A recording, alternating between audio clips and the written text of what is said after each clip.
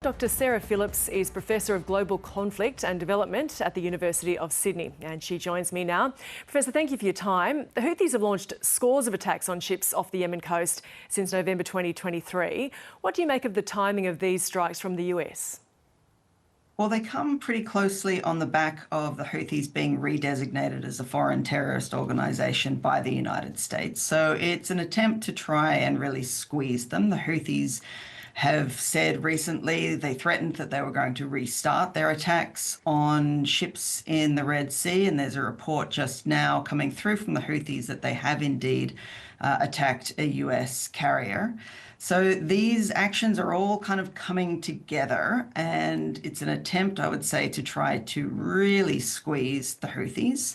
But the question is really whether they're going to respond in the way that the US is hoping, and I would suggest that this is fairly unlikely. We'll get more on that in a moment.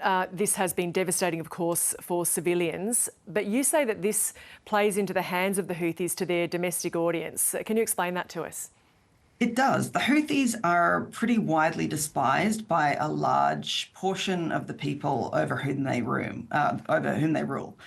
And so really the only card that they have for legitimacy among those people is their ability to claim that they are defending Palestinians and that they're fighting against America. Now, particularly the claim to be supporting Palestinians in the face of the Israeli assault is an extremely popular one within Yemen and, of course, throughout the whole Middle East.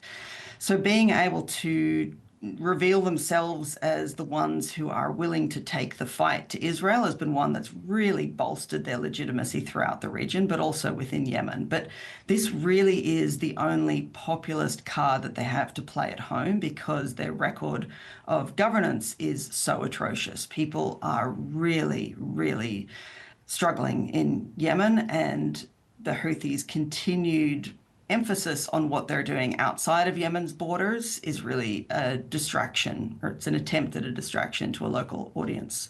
Now, as you mentioned a moment ago, the Houthis have hit back over this, but do you expect their behaviour to change as a result of these strikes in a way that the US would want, with these strikes expected to last for days?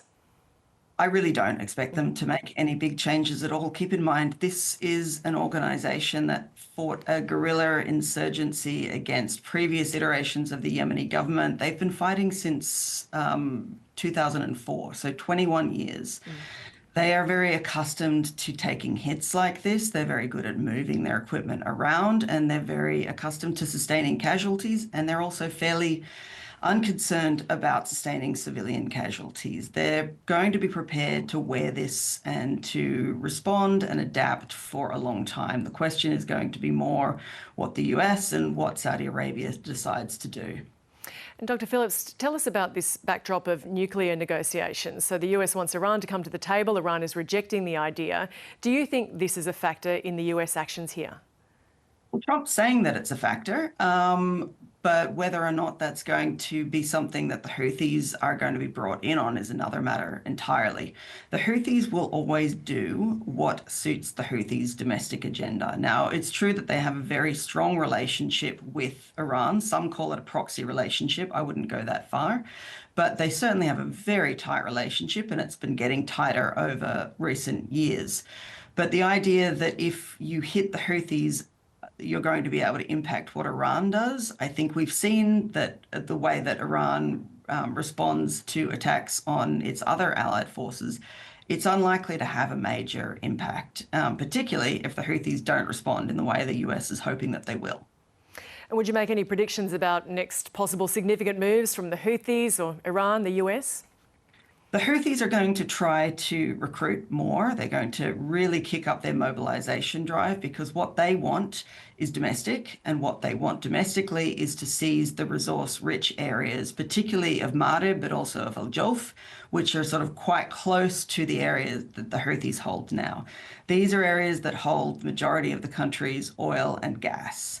And that's what they want. That's what they need to be able to sustain themselves if they are to continue to be listed as a foreign terrorist organization, which it seems almost certain that they are, and if they're going to be sustaining these kinds of military hits from outside.